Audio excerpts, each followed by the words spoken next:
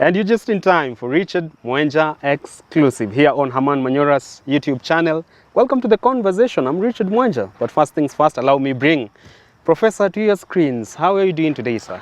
Good. You're well? Very well, I thank God. Political temperatures in the country rising so fast.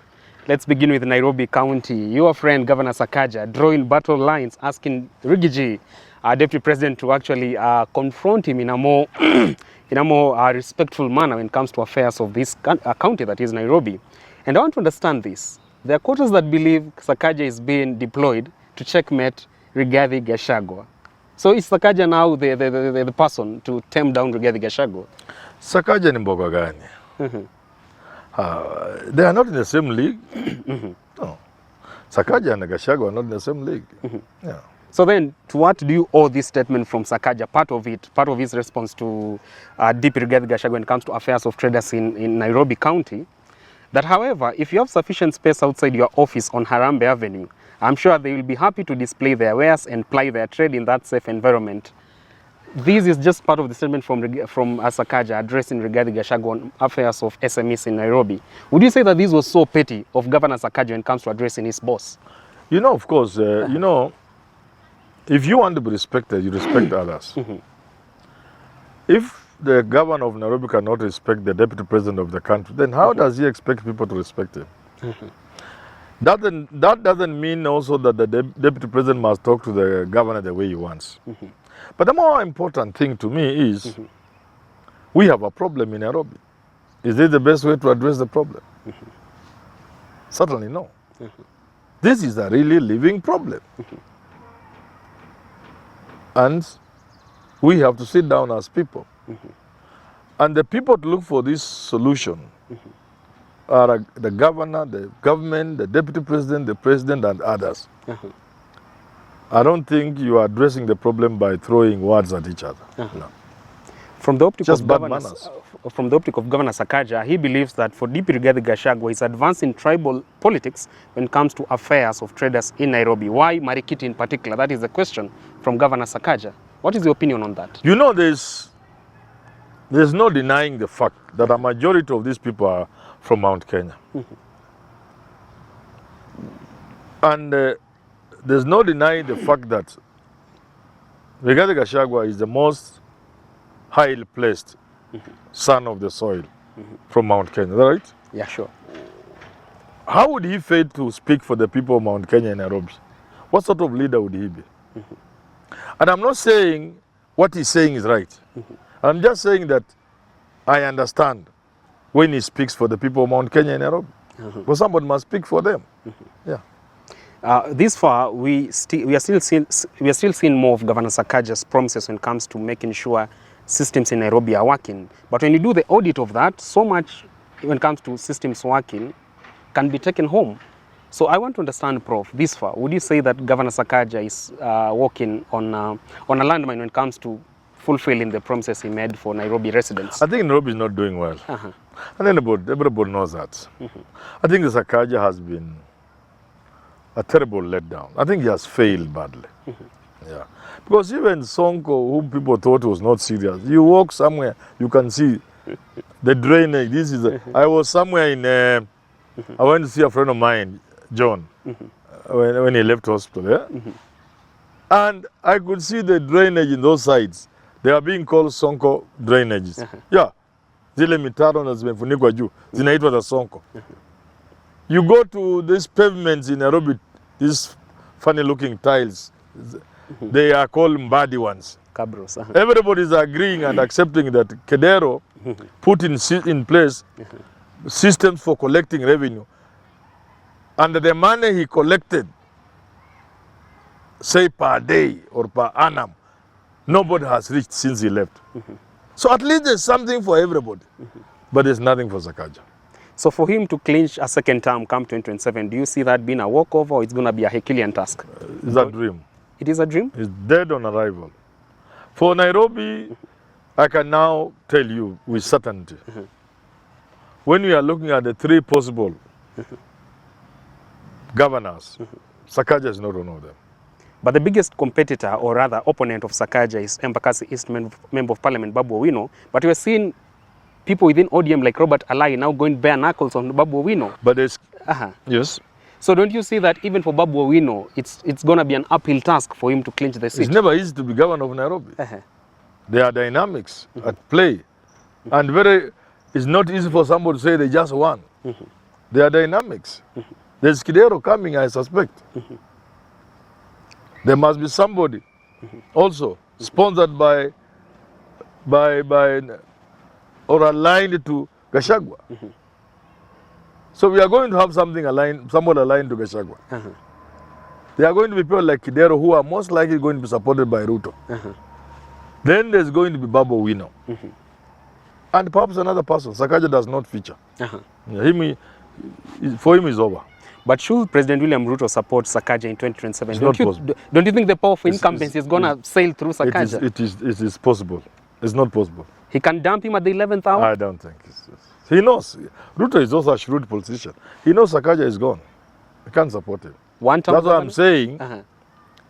He will not support a Kikuyu because the Kikuyu will most likely be brought by Gachagua, who will stand a very high chance.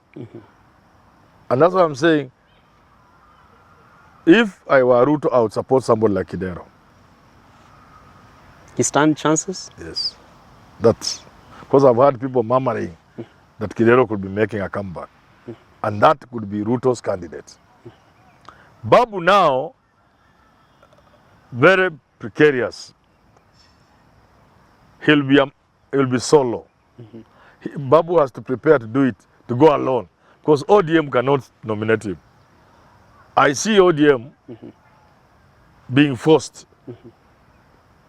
Because Baba has a problem. Which is? Which is, they prevailed upon the man who would have won for them. Namely? Rigathi. No. Tim Wanyonyi. Yeah.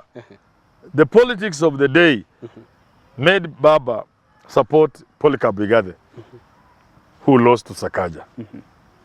I don't know where Baba will find the courage to support Ruto's candidate in Nairobi, as opposed to Tim Wanyonyi. So there's also that Tim Wanyonyi. So there's Tim Wanyonyi, there's Kidero, there's Babu Owino. And there's a Kikuyu candidate who will be brought by Gachagua. I don't know who it is. There are people, there are Dennis Waweru and the rest. One of them that Gachagua will pick will be a very dangerous card.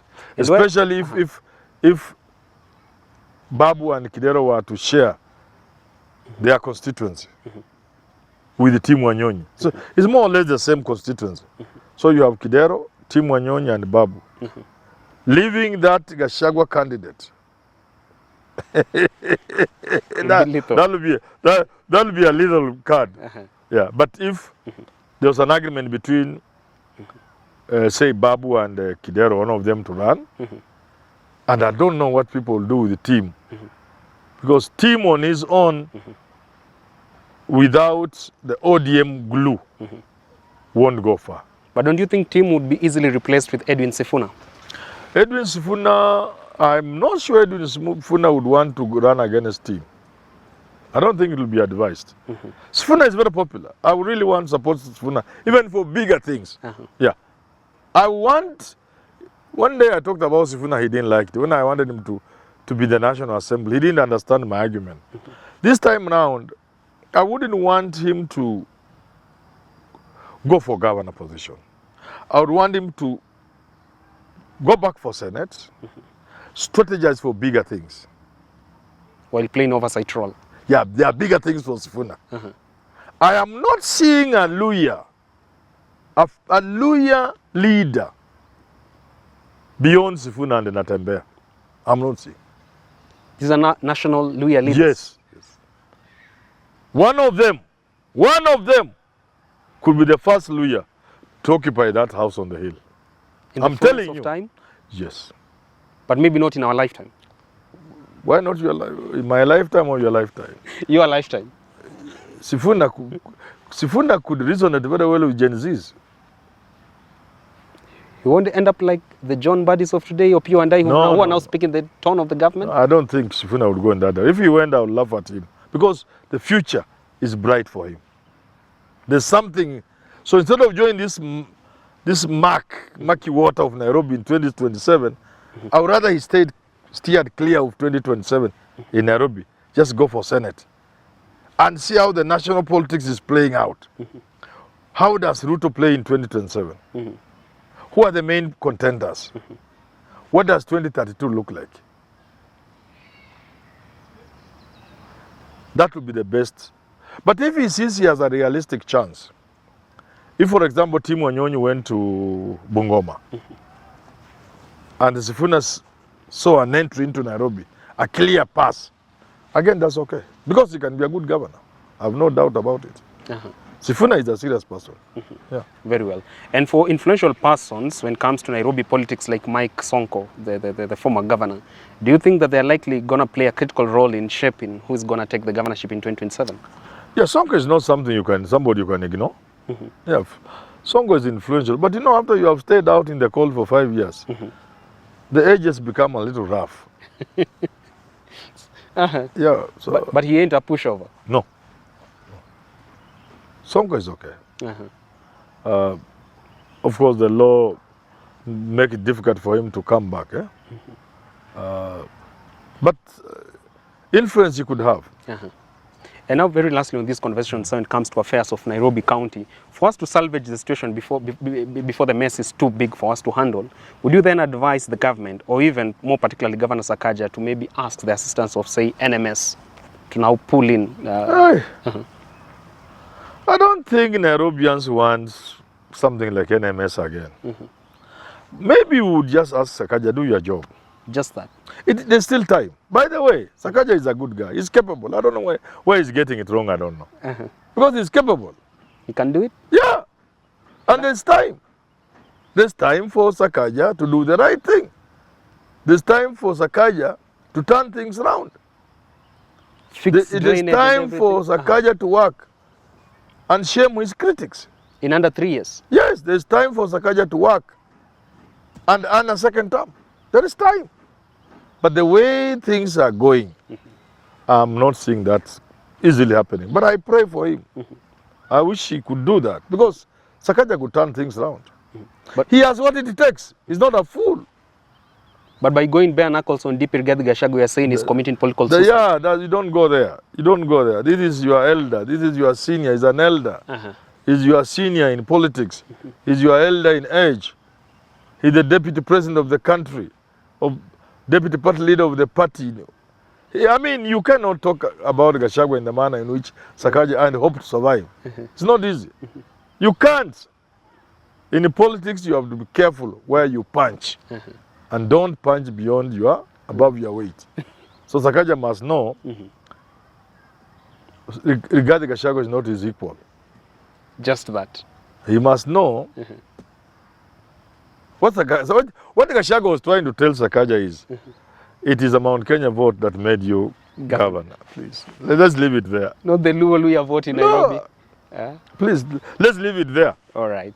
There you have it. That point takes us to the wrap of today's conversation, talking matters to do with Nairobi politics and the affairs of this great city of ours that is Nairobi County. Until we meet next time on Richard Mwenje Exclusive, do enjoy the rest of your viewing. Keep this conversation going beyond here. I'm at Mwenje Richard on X and on TikTok. Get Professor at H Manyora on TikTok and on X as well. Until then, see you.